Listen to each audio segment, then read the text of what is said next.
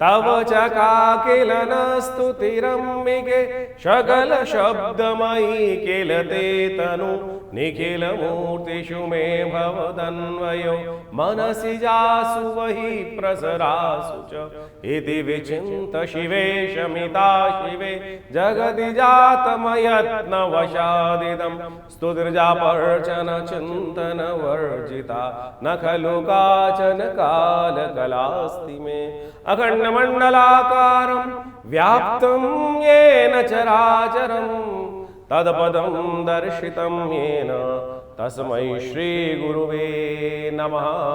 27 तारीख सोमवार का अवसर त्रयोदशी तिथि विद्यमान है। रवि योग को लेकर आती दिखाई दे रही है त्रयोदशी, लेकिन आपके मन में शंकाओं का दौर कुछ ज़्यादा चलता दिखाई दे रहा है। इस वक्त आपकी राशि के दृष्टिकोण से कई फालतू बातें आपके मनोमस्तिष्क में, लोगों की बातें, छोटी छोटी बातें आपको अननेसेसरी परेशान करती दिखाई दे रही हैं। विचारों में न फंसे।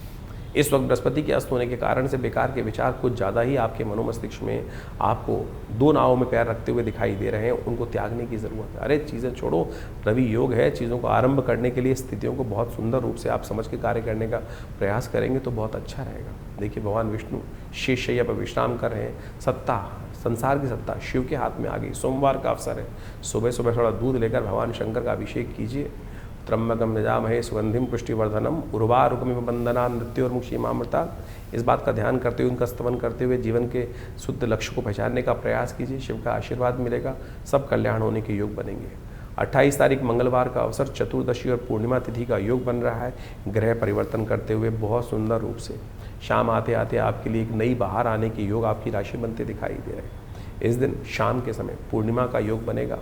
शाम के समय जब चांद निकलेंगे तो पूर्ण चमकते हुए चांद आपके जीवन में उपस्थित करते दिखाई देंगे, नई रोशनी उत्पन्न करते दिखाई देंगे। शाम के समय थोड़ी देर चांद की रोशनी में अवश्य बैठने का प्रयास कीजिएगा। आपकी राशि वो राशि है जहाँ चांद आते हैं तो उच्च के हो जाते हैं। तो इस वक्त चंद्र की रोशनी में जाकर एक नई उम्मीद, जो दिन में आपको थोड़ा सा डिप्रेसिंग मौसम है, शाम आते आते चंद्र की रोशनी में कहीं ना कहीं पॉजिटिविटी उत्पन्न होते दिखाई देगी। मंगलवार का अवसर है। हनुमान जी के मन में भी यही भाव था, कहीं ना कहीं हम तो कुछ कर ही नहीं सकते हैं, लेकिन जैसे ही जामवंत, हमने अभी आपको बताया आपकी राशि के दृष्टिकोण से बुजुर्गों की सेवा, शनि महाराज इन दिनों आपकी राशि के दृष्टिकोण से वक्र स्थिति में चले गए हैं।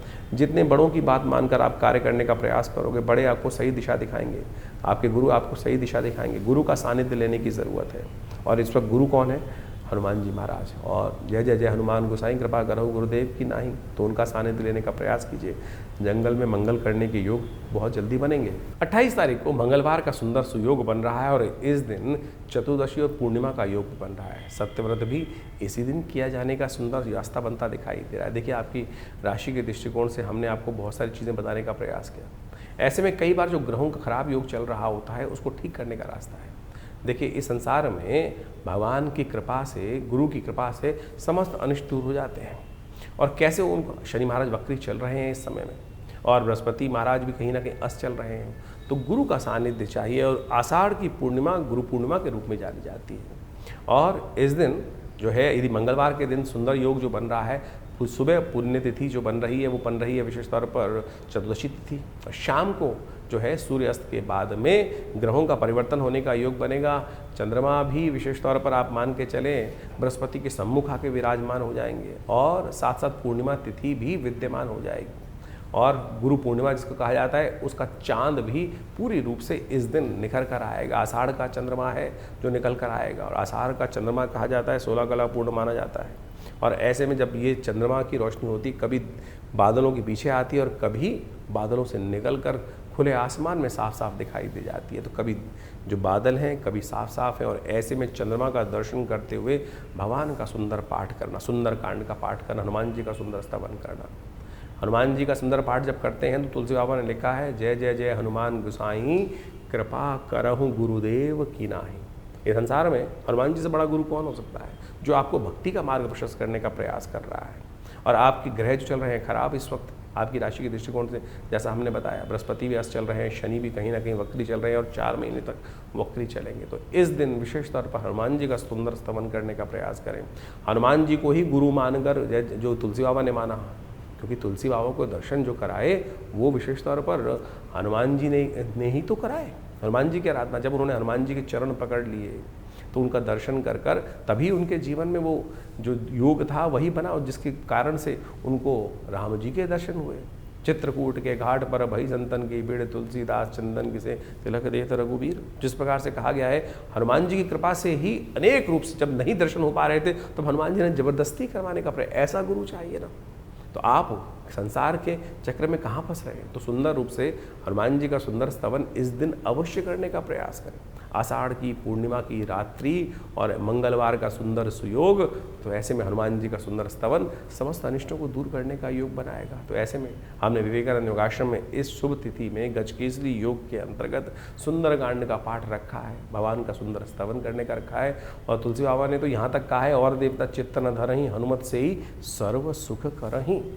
तो सुंदर रूप से इस कार्यक्रम में भाग लें, हनुमान जी का सुंदर स्तवन करें, सवामणि का भोग रहेगा, हनुमान जी का सुंदर यज्ञ रहेगा, और हनुमान जी के गुरु के रूप में जो स्वीकार कर लेगा उसका तो बेड़ा पार होना परम सुंदर रूप से है। संकट कटे मिटे सब पीरा, जो सुमरे हनुमत बल बीरा। तो अपने समस्त अनिष्टों को दूर करने के लिए इधर उधर मत भटको, हनुमान जी का सुंदर स्तवन करने का प्रयास करो।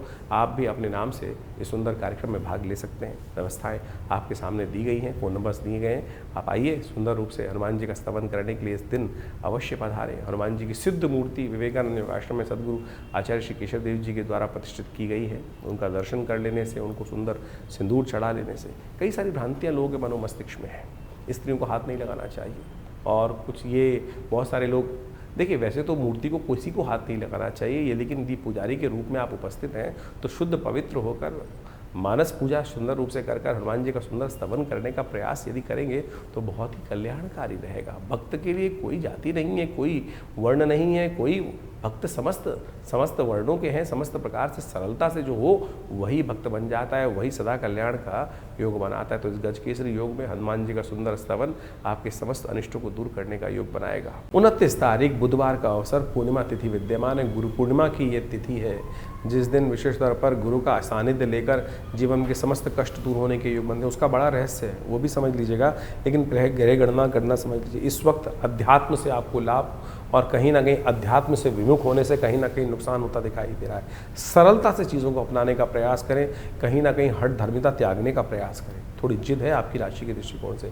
इस वक्त शनि महाराज वक्र गति से आपकी राशि पर दृष्टि डाल रहे हैं। वो कहीं ना कहीं चीज़ों को सीधी गति से न चलकर टेढ़ी गति से आपको करने की तरफ प्रेरित करते दिखाई दे रहे हैं। सीधे रास्ते का सीधा नतीजा होता है, और आपकी राशि में साफ साफ दिखाई दे रहा है कि सीधे रास्ते ही चलने का प्रयास करो, गलत रास्ते को अपनाने का प्रयास करना भी नहीं। इस वक्त सीधे रास्ते से ही आपको मेवा प्राप्त करने का योग बन सकता है। गुरु का सानिध्य सीधी तरह से जाकर समर्पण भाव करने की ज़रूरत है। गुरु पूर्णिमा दिखाती है समर्पण। समर्पण से कैसे, गुरु कृपा से कैसे आपके जीवन में कल्याण हो सकता है, समझ लीजिए। गुरु पूर्णिमा भारतीय संस्कृति में एक अद्भुत दिवस है। आषाढ़ मास की पूर्णिमा के दिन गुरु पूर्णिमा का योग बनता है, और भारतीय अध्यात्म संस्कृति में कहा जाता है कि जिस व्यक्ति ने अपने जीवन में गुरु नहीं बनाया तो उस जीवन में उस व्यक्ति के द्वारा कोई भी शुभ कार्य करने का अधिकार उसको मिलता नहीं है। एक बार नारद जी भ्रमण करते हुए शास्त्र के दृष्टिकोण से कहा जाता है कि विष्णु लोक पहुँचे, और जब विष्णु लोक पहुँचे भगवान के दर्शन करने के लिए, तो भगवान से कुछ वार्तालाप करी। वार्तालाप करने के बाद संतुष्ट हुए तो वहाँ से निकले वहाँ से श्रीमन नारायण का स्मरण करते हुए, ओम नमो नारायण करने का मंत्र जप करते हुए। जैसे ही नारद जी वहाँ से गए तो भगवान विष्णु ने अपने पार्षदों से कहा कि जहाँ ये नारद जी खड़े हुए थे उस जगह को पवित्र करने का प्रयास, पवित्र करो, वहाँ गोबर से लीप कर उस स्थान को पवित्र करो। ये स्थान अपवित्र हो गया। बाई चांस देव योग से नारद जी देव ऋषि थे, वापस आ गए भ्रमण करते हुए। कुछ और मन में शंका हुई और देखा तो जहाँ वो खड़े थे उसको पवित्र किया जा रहा है भगवान की आज्ञा से। तो उन्होंने भगवान के समक्ष बड़ा विचित्र प्रश्न किया, क्या प्रभु मैं अपवित्र हूँ जो आपने मेरे जहाँ स्थान पर खड़ा था? बोले हाँ नारद, तुमने किसी को गुरु बनाया नहीं इसलिए तुम अपवित्र हो। और जो व्यक्ति गुरु नहीं बताता है, गुरु के दर्शन नहीं चलता है, अपने गुरु मंत्र नहीं लेता है, वो अपवित्र ही माना जाता है। उसके स्थान जहाँ खड़ा हो उस स्थान पर खड़े होने की आज्ञा किसी को नहीं है, वो स्थान अपवित्र हो जाता है। तो उन्होंने बड़े विनम्रता से भगवान से पूछा नारद जी ने कि प्रभु अब क्या करो, किसको गुरु बनाओ? तो उन्होंने कहा किसी को भी गुरु बना सकते हो, तुम्हारी श्रद्धा है, जिसको तुम गुरु बनाओगे उसके अनुसार से चलने का प्रयास करो। जीवन में समस्त अनिष्टों को दूर करने का योग बन जाएगा, आपके जीवन में कल्याण का योग बनेगा। आपको मंत्र जप का अधिकार भी गुरु मंत्र की दीक्षा लेने के बाद, गुरु दीक्षित होने के बाद ही मिलता है इस संसार के अंदर। लोगों ने नहीं समझा, भगवान की आज्ञा के अनुसार नारद जी ने कहा महाराज किसको बनाओ? तो भगवान ने भी लीला रची। भगवान ने लीला इस प्रकार संसार को ज्ञान देने के लिए रची। कहा जाता है भगवान ने कहा नारद तुम पृथ्वी लोक पे जाओ और जो सबसे पहले व्यक्ति मिले उसी को अपना गुरु मानो और फिर उनसे दीक्षित होकर उनका मंत्र जप करके उन्हीं से आगे जीवन की दशा लेने का प्रयास करो, फिर आओगे तो फिर पवित्र माने जाओगे। नारद जी भूलोक आते हैं और महामृत्यु लोक में उनको सबसे पहले एक व्यक्ति जिसके दर्शन होते हैं, प्रभु की माया थी। वो दर्शन होते ही एक व्यक्ति, गांव का व्यक्ति, गरीब व्यक्ति रास्ते में जा रहा था, चप्पल उसने सिर पे रखी हुई थी और अब भगवान की आज्ञा थी, सबसे पहले उन्हीं के दर्शन हुए तो उन्होंने ही नमन किया महाराज। अब भगवान की आज्ञा के अनुसार से, भगवान की माया के अनुसार से उन्होंने को नमन किया और कहा महाराज आप मुझे आपको मैं अपना गुरु धारण करना चाहता हूँ। तो सीधे साधे व्यक्ति ने कहा कि महाराज मेरे की क्या बिसात, मैं आपको शिक्षा दूँ, आप तो स्वयं इस सुंदर स्वरूप में विद्यमान है, मेरी क्या बिसात। लेकिन बोले नहीं मेरी इच्छा है, मैं आपसे ही दीक्षित हूँ। तो उन्होंने उनसे दीक्षा ले ली, जो मंत्र दिया उस मंत्र को उन्होंने ले लिया। उस मंत्र को जप करने के लिए जो भी बना, उसके बाद भगवान घूमते घामते फिर पहुँचे भगवान विष्णु के पास। भगवान विष्णु से उन्होंने कहा कि प्रभु आपकी आज्ञा के अनुसार से मैं मंत्र दीक्षित ले आया। बोले नारद जी किससे दीक्षा ली आपने? तो महाराज वहाँ पर एक व्यक्ति मूर्ख रूप में था और गंवार था, अनपढ़ था और सिर पे चप्पल रख के जा रहा था, बड़ा मूड लग रहा था, कहीं ठीक नहीं लग रहा था, लेकिन आपकी आज्ञा थे मैंने उनसे दीक्षा ले ली। भगवान ने कहा नारद तुमने बड़ा अपराध किया, गुरु का इस प्रकार से अपमान करना। कहा जाता है घोर नरकादि लोगों को पूरी 84 लाख योनि तुम्हें भोगनी पड़ेंगी और उन सब की त्रास है तुमको भोगनी पड़ेगी। अपने तुमने इतना प्रभाव, इतना निष्क्रिय कार्य जो है, ऐसा कार्य किया है कि जो विशेष तौर पर तुमको अपराध बोध भी नहीं है इसका। नारद जी ने क्षमा मांगी कि प्रभु क्या करूं अब?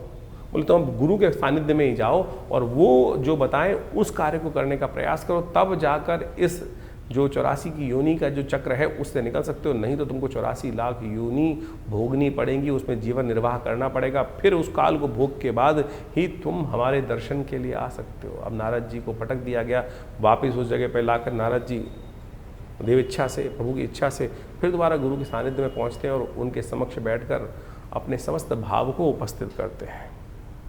तो उस व्यक्ति ने सुना नारद जी को और कहा नारद चिंता क्यों करते हो, क्यों चिंता तुमको? इसका कारण, इस कष्ट का निवारण बहुत आसान है। नारद जी को नहीं समझ में आया था, लेकिन उस दिव्य आत्मा ने कहा नारद जी कोई चिंता मत करो, ये पहाड़ सामने दिखाई दे रहा है, इस पहाड़ पर तुम 84 लाख योनियों के जो है समस्त चित्रकला निर्वाहो और ऊपर से लौटते हुए नीचे आकर लौट आओ, नीचे आकर।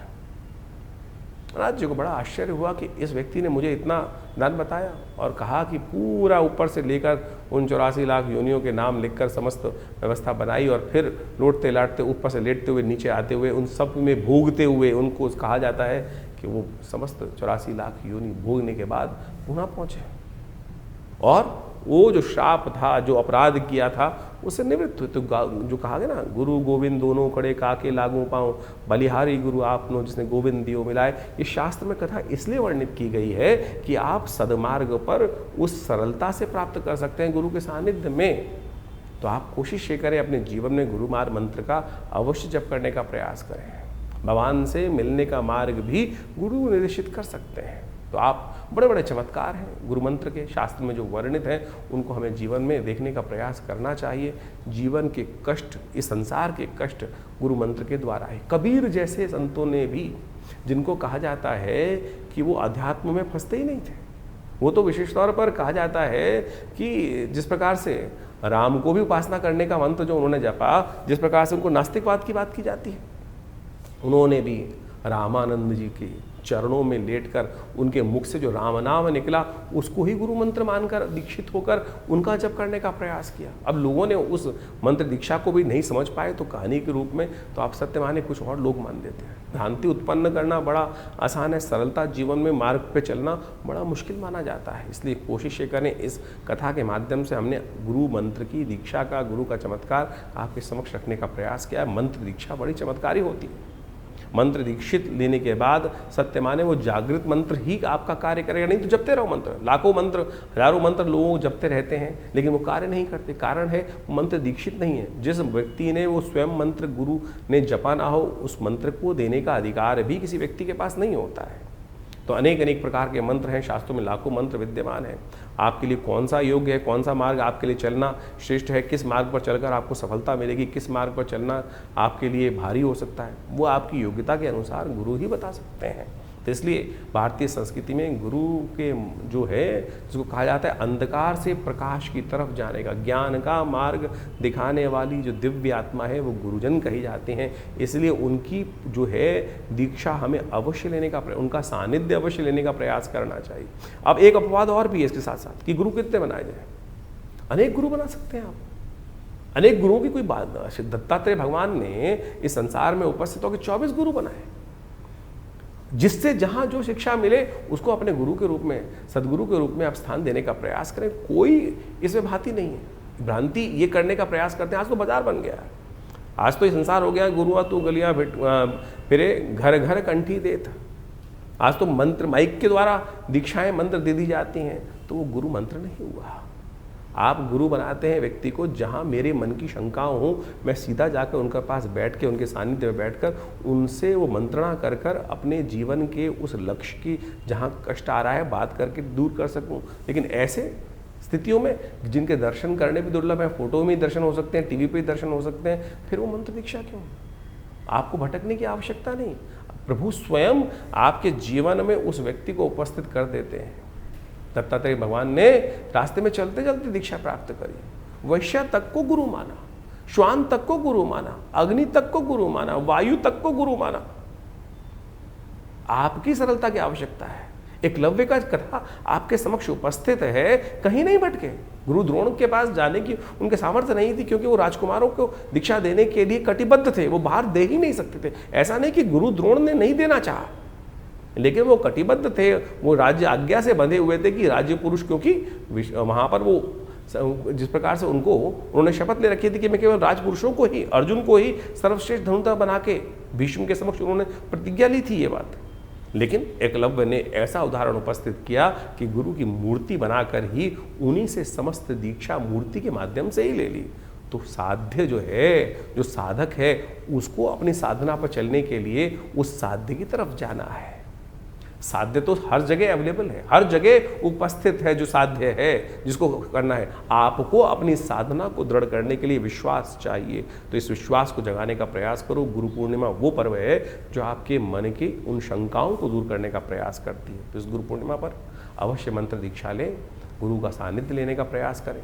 भगवान की इच्छा से समस्त कष्टों को दूर करने का योग आप अवश्य बना पाएंगे। 30 तारीख गुरुवार का अवसर प्रतिपदा तिथि विद्यमान है। सावन का सुंदर महीना, श्रेष्ठ महीना इस वक्त शुरू हो रहा है, और सावन का प्रारंभ जो हो रहा है गजकेसरी योग से हो रहा है, अध्यात्म से हो रहा है। और आपकी राशि के दृष्टिकोण से इस वक्त सुयोग भी ऐसा बना हुआ है कि आध्यात्मिक वातावरण से आपको लाभ प्राप्त होगा, धर्म के द्वारा आपको लाभ प्राप्त होगा, तीर्थ यात्रा से आपकी किस्मत जागने के योग बन जाएंगे। तो किसी भी रूप से इस सावन के पहले महीने के पहली तिथि पर कहीं ना कहीं तीर्थ यात्रा का योग सुंदर रूप से बनाने का प्रयास करें। और कहीं ना जा सके तो घर के पास वाले मंदिर में ही हुआ हो, वही तीर्थ स्थान बन जाएगा, वहीं वहाँ जाके ही आपकी किस्मत को 4 चांद लगने के योग बन जाएंगे। बृहस्पतिवार का अवसर है, गजकेसरी योग के साथ सावन का महीना आरंभ हो रहा है, और आपकी राशि के दृष्टिकोण से आप स्वयं ही चमत्कार करने के लिए ग्रहों का उपयोग करते दिखाई दे रहे हो। आपकी मेहनत बहुत जल्दी रंग लाती दिखाई दे रही है, विवादों को शांत करती दिखाई दे रही है। ऐसा योग आपकी राशि में बनता दिखाई दे रहा है। 30 तारीख से सावन का सुंदर महीना शुरू हो रहा है, और इस समय में जब भगवान विष्णु शिवशैया पर विश्राम में चले जाते हैं और समस्त राज सत्ता जो है भगवान शिव के हाथ में आ जाती है, शिव को प्रसन्न करने के अद्भुत दिन होते हैं। ये 30 दिन का सावन मनोकामनाओं को सिद्धि करने का योग बनाता है। चाहे जीवन में कैसे ही कष्ट हो, चाहे आकांक्षाएं हो, कैसी आकांक्षा हो, इस संसार में मनुष्य रूप में ही आप जन्म लेकर उन इच्छाओं को, आकांक्षाओं को, उन मन के भावों को, मनोकामनाओं को सिद्धि करने का योग बना सकते हो। और किसी रूप में नहीं जाके, किसी संसार में किसी और योनि में न जाकर आप मनोकामनाओं को पूर्ण करने का योग नहीं बना सकते, इस मनुष्य रूप में बना सकते। सावन का वो सुंदर महीना है, जिसने भी भगवान शिव को भजा है उनकी समस्त मनोकामनाएं सिद्धि करने के सुंदर सुयोग प्राप्त हो जाते हैं। जल से यदि मन में संतुष्टि चाहते हो, तुष्टि चाहते हो, तो भगवान शंकर का अभिषेक जल से इस सावन के महीने करने का प्रयास करो। यदि समृद्धि चाहते हो तो कहा जाता है कि दूध के द्वारा अभिषेक करने से पुष्टि प्राप्त करने के योग बन जाते हैं। और यदि जीवन में समस्त संपदाओं का सुख चाहते हो, वाहन, घर, घोड़ा इत्यादि समस्त प्रकार की निधियाँ चाहते हो तो रुद्री के अंदर कहा गया है कि दही के द्वारा भगवान का अभिषेक करने का प्रयास करना चाहिए।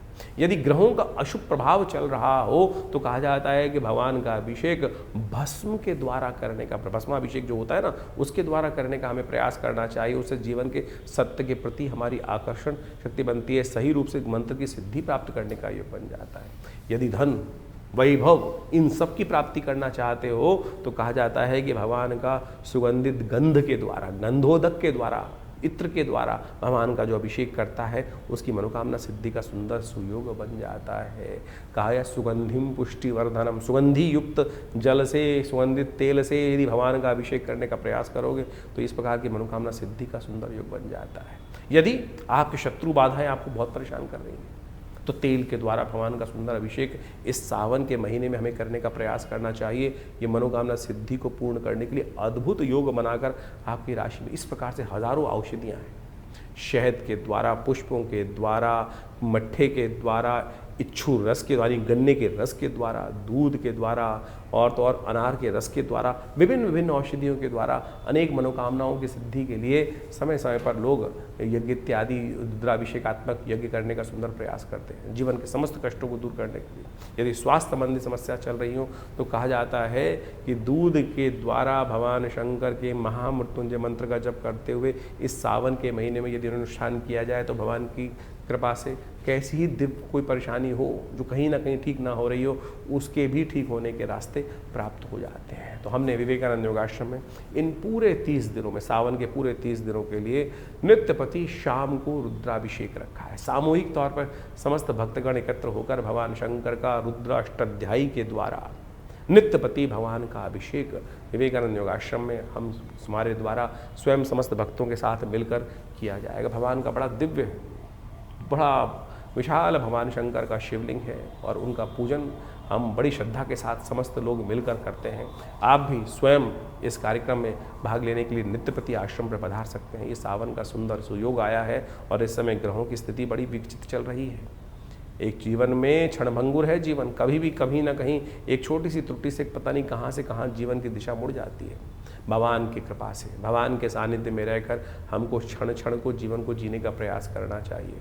दिल्ली में विवेकानंद योगाश्रम में भगवान के मनोकामना सिद्धि मंदिर में भगवती के सानिध्य में बहुत दिव्य भगवान का शिवलिंग पर नित्यपति भगवान का रुद्राभिषेक रहेगा। शाम को रोज 6 बजे के आसपास ये रुद्राभिषेक आरंभ होता है। आप भी आइए, यज्ञ में भाग लें, भगवान का रुद्राभिषेक भी करें और भगवान की कृपा से इस पूरे सावन में छोटे से कर्म से भगवान को रुद्राभिषेकात्मक यज्ञ कर भगवान को प्रसन्न करने का सुंदर सुयोग अपने जीवन में प्राप्त करें। 31 तारीख शुक्रवार का अवसर, द्वितीय तिथि विद्यमान है और ग्रह नक्षत्रों के दृष्टिकोण से यदि देखें तो ग्रहों का योग आपकी राशि के दृष्टिकोण से सुबह परिवर्तन की तरफ जा रहा है। मेहनत रंग लाने की योग बनाता दिखाई दे रहा है। जितनी मेहनत, जितना तप, उतनी बड़ी सिद्धि, उतना बड़ा लाभ आपकी राशि में बनते दिखाई दे रहे हैं। तो इस वक्त मेहनत से भागना मत, आलस्य में सोना मत। यदि सोते रहोगे तो सब चीज़ें हाथ से निकलने के योग बन जाओगे। जागोगे, उठोगे, चलोगे तो जितने कदम चलोगे उतनी किस्मत साथ देने का योग अवश्य बनाती दिखाई दे रही। कांवड़ यात्रा का पहला मुहूर्त बन रहा है इस दिन, तो जो लोग कांवड़ यात्रा करते हैं, कांवड़ यात्रा का इस दिन लाभ लेकर कार्य करने का प्रयास करें, गौ सेवा करने का प्रयास करें। हो सके तो इत्र का उपयोग अवश्य करें, भगवान को इत्र अर्पित करने का प्रयास करें, अपने पर भी इत्र लगाने का प्रयास करें। सुगंधि से लोग जो आपकी तरफ आकर्षित होंगे और आपके जीवन में शुभ का योग बनता दिखाई देगा।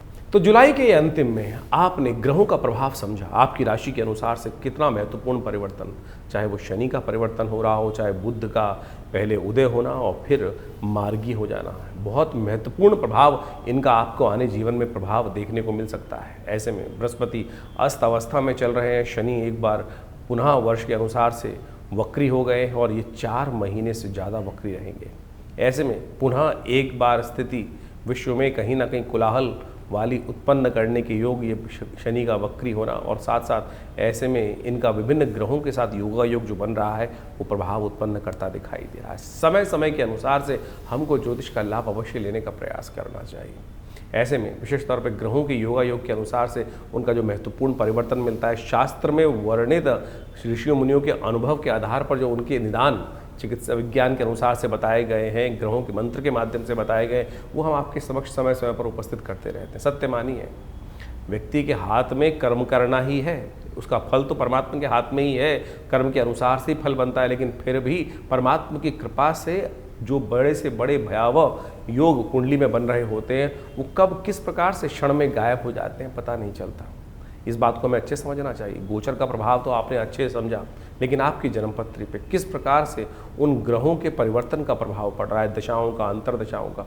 ऐसा नहीं है कि जन्मपत्री के अनुसार से हम जब तक ना देखें गोचर के अनुसार से सब प्रभाव चलेगा। मूलतः गोचर का प्रभाव हर जन्मपत्री पर, हर व्यक्ति विशेष पर अवश्य होता है, लेकिन मूलतः जन्मपत्री जो है वो विशेष तौर पर कौन से ग्रह योग के अनुसार से किस प्रकार के आप योग बना रहे हैं, कैसे बन रहे हैं। ऐसा समझें कि जैसे जनमानस में तो लाखों करोड़ों आदमी हैं, अब आपदा आई, कुछ कष्ट घटा, कहीं आंधी आया, कहीं तूफान आया, उस क्षेत्र में आया, बहुत भयावह स्थिति थी, लेकिन सब लोगों का अहित नहीं हुआ, कुछ का उद्धार भी हो गया। कोरोना काल की महाकाल आया, ऐसे विपदा आई, लेकिन सब लोगों के उस क्षेत्र में, एक क्षेत्र में बहुत ज़्यादा विपदा थी, सारे नहीं मरे, सारों के जीवन में कष्ट नहीं आया, किसी के जीवन में उत्थान के योग भी बने। कारण क्या था? वो आपका अपना मूल कर्म, आपकी अपनी मूल जन्मपत्री के निष्कर्ष से कि आपके लिए कौन सा समय अच्छा चल रहा है, कौन सा समय खराब चल रहा है। तो ऐसे भयावह काल में भी हम उन्नति कैसे योग बना सकते हैं और अच्छे काल में अपने ग्रहों को किस प्रकार से और अच्छा कर सदमार्ग की तरफ, सही मार्ग की तरफ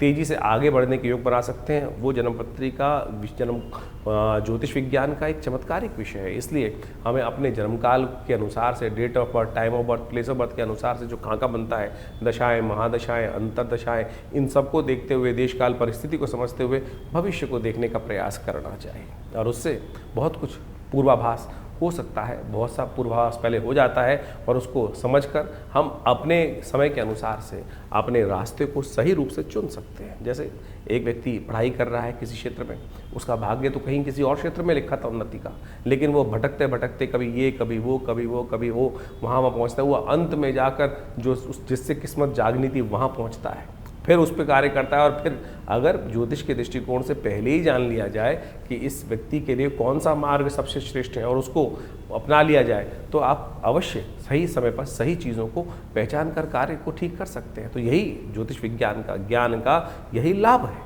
इसी को लाभ उठाने का प्रयास करना चाहिए।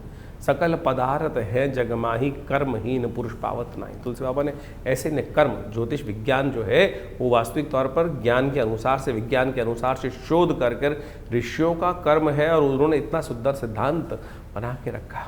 तो उसको आपको लाभ उठाने का प्रयास करना चाहिए, चीज़ों को समझने का प्रयास करना चाहिए, और ज्ञानवान लोग सही समय को पहचान कर उसके अनुसार से कार्य जो कर लेते हैं तो जीवन में बहुत जल्दी भाग्योदय के योग बन जाते हैं। हर कोई यही पूछना चाहता है कि भाग्योदय कब होगा, वो आपका जन्म बताएगा, समय बताएगा कब भाग्योदय होने की चांसेस हैं। कैसे हम अपने समय को सदुपयोग में लगाएं, सही कार्य करें, और ऐसे में तो बहुत सारे अच्छे अच्छे योग बन रहे हैं इस समय में। अभी आप मान देखें, गुप्त नवरात्रि का योग इसमें आरंभ हुआ इस जुलाई के अंतिम में, और उसके बाद जो सुंदर योग बन रहा है देवशयनी एकादशी के बाद, श्रावण का, सावन के महीने का सुंदर सुयोग बनकर आया है। कहा जाता है भगवान विष्णु जब शेष शैया पर विश्राम के लिए चले जाते हैं तो समस्त सत्ता जो है शिव के हाथ में आ जाती है। ऐसे में शिव की सुंदर आराधना कर भगवान का नित्यपति रुद्राभिषेक कर अपने बहुत से जीवन के कष्ट आप जो जिसको कहा जाता है रुद्रा अभिषेकात्मक यज्ञ जो है उसको कर आप सही रूप से भगवान की कृपा प्राप्त कर सकते हैं। भगवान तो एक लोटे से प्रसन्न हो जाते हैं जल के। तो आप कोशिश ये करें, इन समस्त जो आपको रास्ते बताए हैं उनको समझें, उनके द्वारा जीवन में सही मार्ग को चुनने का प्रयास करें। और विवेकानंद योगाश्रम में इस अवसर पर कई सारे समय समय पर कार्यक्रम होंगे, उनके बारे में हम आपको अवगत समय समय पर कराते रहते हैं। आइए साथ में भगवान का आराधना करने का सुंदर सुयोग बनाएं और जीवन के कष्टों को दूर करने का बड़ा सुंदर मार्ग, बड़ी जो सरलता से हमारे जीवन में प्राप्त हो सकता है। फिर क्यों भटके फिर इधर उधर, क्यों भटकें इधर उधर? तो इसलिए कोशिश ये करें, सही मार्ग को चुनने का प्रयास कीजिए। भगवान की कृपा से कल्याण होगा, समस्त जीवन के कष्टों को दूर करने का सुयोग बनेगा। पर विवेकानंद योगाश्रम के माध्यम से हमने बहुत सारी पुस्तकों का प्रकाशन किया है, क्या, क्यों, कैसे और कब, चमत्कारों की कुंजी, इसके साथ देखिए क्या कहते हैं सपने, और चमत्कारिक योग मुद्रा विज्ञान, और तो और ऐसे ऐसे विषय हैं, मानो या ना मानो। ये ऐसे अद्भुत पुस्तकें हैं कि जिनके माध्यम से आप बहुत सारे रहस्यों को जीवन में समझ सकते हैं। अब इस पुस्तक के बारे में बात करें, क्या, क्यों, कैसे और कब, जीवन में क्या करें क्या ना करें, खाना कब खाएं कब ना खाएं, पानी कैसे पिएं कब ना पिएं। आज आप सोशल मीडिया पे इतनी भरमार हो गई है, हर कोई अपने अपने अनुसार से आपको चीज़ों को समझाने का प्रयास कर रहा है। कोई कहता है सुबह उठते पानी पियो, कोई कहता है मत पियो, क्या तो कोई कहता है क्यों पियो, पानी भी विकार उत्पन्न करते हैं। कितना पानी पीना चाहिए, कब नहीं पीना चाहिए, ये योग विज्ञान के माध्यम से भारतीय संस्कृति में इतनी सुंदर तरह से बताया गया है। आज इतनी विचित्र विडंबना हो गई है कि सबके सब कहीं ना कहीं कुछ ना कुछ निर्दिष्ट करते चले जा रहे हैं। कोई एक व्यक्ति कुछ बोलता है, कोई कहता है दूध पीना चाहिए, कोई कहता है दूध नहीं पीना चाहिए, कोई कहता है पानी कितना पीना चाहिए। हमने इस पुस्तक के माध्यम से, योग विज्ञान के माध्यम से ऊषा पान विधि कही गई है। 100 अंजुलि पानी पीने के लिए शास्त्र में विधान कहा गया, पानी किस प्रकार से पीना चाहिए और कैसे पिएं, कब ना पिएं, कौन से महीने में क्या खाएं क्या ना खाएं। यहाँ तक भारतीय संस्कृति, अभी वर्षा ऋतु चल रही है, वर्षा ऋतु के अनुसार से शास्त्र में कहा जाता है कि भैया सावन हर्रे भादो तिक्त, सावन में हरी सब्जी नहीं खानी चाहिए, हरी जो पत्ते वाली सब्जी है उसको खाने से परहेज करना चाहिए। और उसको आज से नहीं, अनादिकाल से भारतीय संस्कृति में इन सब सिद्धांतों को बता दिया गया था। और तो और यज्ञ विज्ञान कैसे आपके जीवन में लाभ दे सकता है और बहुत सारी और समस्या, नज़र लग जाए कैसे उसको दूर करें, इस सब संबंध में इन पुस्तकों में हमने अद्भुत रूप से इन समस्त ज्ञानों को देने का प्रयास किया है, इन सब बातों को चर्चा करने का प्रयास किया है। तो आप इनके विषय को यदि ये समझेंगे तो इतने सुंदर तरीके से मुख कैसे धोएं, पानी कितना पिएं, स्नान कब करना चाहिए, स्नान कैसे करना चाहिए। भारतीय संस्कृति में स्नान के बारे में सबसे पहले स्नान करना है, पानी डाल के आ गए, ये तो स्नान नहीं हुआ ना। स्नान किस प्रकार से किया जाए, कैसे आपके बहुत सारे गमोरिया इत्यादि बहुत सारी और समस्या, स्किन की डिजीज आती है, यदि सही रूप से स्नान कर लिया जाए तो कहा जाता है कि बहुत सारी स्किन की समस्याएं उस स्नान से ही ठीक हो सकती हैं। इसके अलावा भगवान का चरणामृत हम लेते हैं, उस चरणामृत का क्या फ़ायदा है, किस प्रकार से भगवान का पूजन करने के बाद मंदिर में घंटा बजाते हैं, शंख बजाते हैं, ऐसे विषय हमने इन पुस्तकों के माध्यम से सद्गुरु आचार्य श्री केशवदेव जी के सानिध्य में बैठकर जो रिसर्च हो सकती थी, ऐसी करीब 50 पुस्तकें आश्रम के द्वारा लिखी गई हैं। मानो या न मानो, स्वप्न विज्ञान की एक ऐसी चीज़ है कि स्वप्न विज्ञान, सपनों में क्या दिखाई दिया, हम सबको सपने आते हैं और हम कई बार भयग्रस्त हो जाते हैं कि सपना देखा, ये कुछ अशुभ होने वाला है, शुभ होने वाला है। कौन सा सपना क्या प्रभाव उत्पन्न करता है, अ से लेकर पूरा अंतिम वर्णावली के साथ कौन कौन से शब्द के अनुसार से कौन सी चीज़ आपने देखी है। सड़क देखी है, सपने में सांप देखा है, कहीं धन देखा है, हवा देखी है, आंधी देखी है, प्रेत देखी है, पित्रात्मा देखे हैं, उन सब का क्या प्रभाव है, क्या वो आपके लिए को भयग्रस्त कर रहे हैं, कब कौन सा स्वप्न प्रभाव देगा, कितने दिन में प्रभाव देगा, कौन सा निदान अशुभ स्वप्न को दूर करने के लिए करना चाहिए, वो सब हमने इस पुस्तक के माध्यम से आप सबके समक्ष रखा है।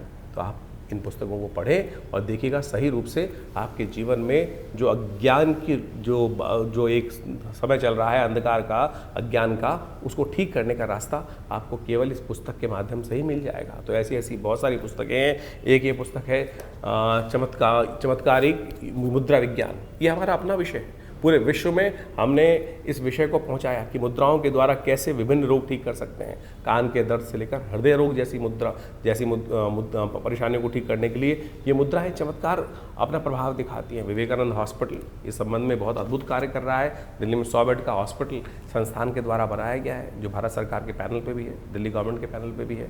और हर रोज़ करीब 100 और 200 लोग यहाँ पर आकर अपना इलाज करवाते हैं प्राकृतिक चिकित्सा के माध्यम से, बिना किसी औषधि के, इन मुद्राओं के द्वारा, ध्यान योग के द्वारा।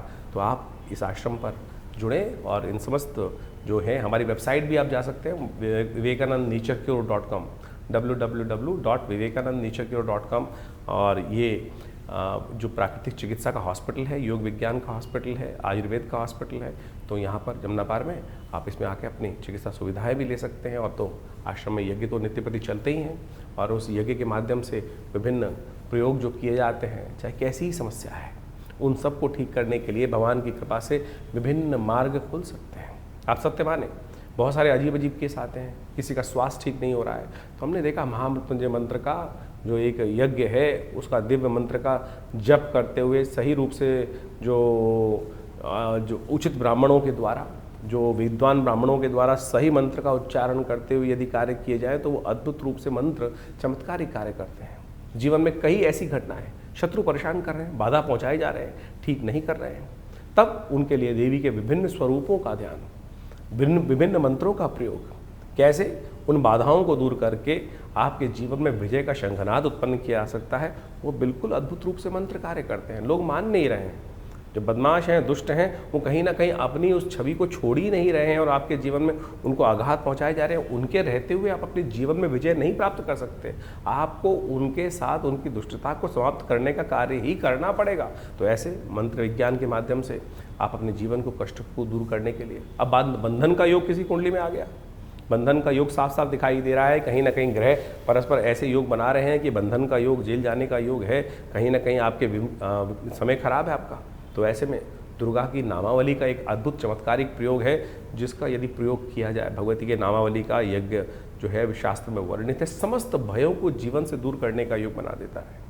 कहीं कोई नेगेटिव प्रयोग, किसी ने दुरात्माओं का प्रयोग किसी व्यक्ति के खिलाफ कर दिया, बहुत सारे लोग आते हैं इस बाधाओं से मन से ग्रसित होते हैं। तो ऐसे में कहा जाता है भगवान बटुक भैरव जी का यज्ञ जो है, उन मंत्रों से हमने विभिन्न रूप से विभिन्न आदमियों पर करके देखा, कैसी छाया, कैसा नेगेटिव प्रभाव, कैसी दुरात्मा की शक्ति, उन सब को ठीक करने के लिए ये जो मंत्रों के प्रयोग है, भैरव जी का मंत्र का प्रयोग है, ओम ह्रीं बटुकाय आपद उद्धारणाय कुरकुर बटुकाय ह्रीं स्वाहा, अद्भुत रूप से चमत्कारिक कार्य करता है।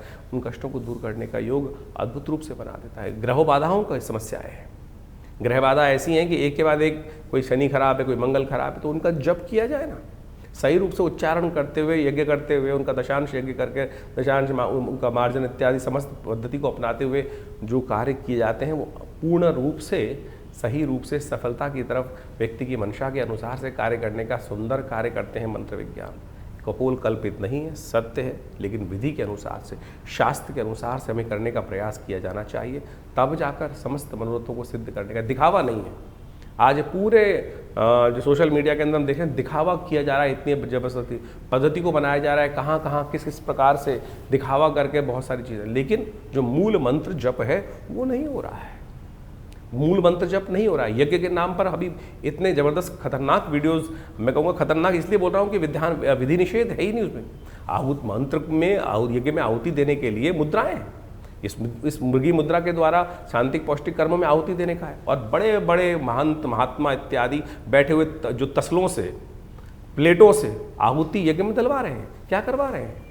अनिष्ट करवा रहे हैं।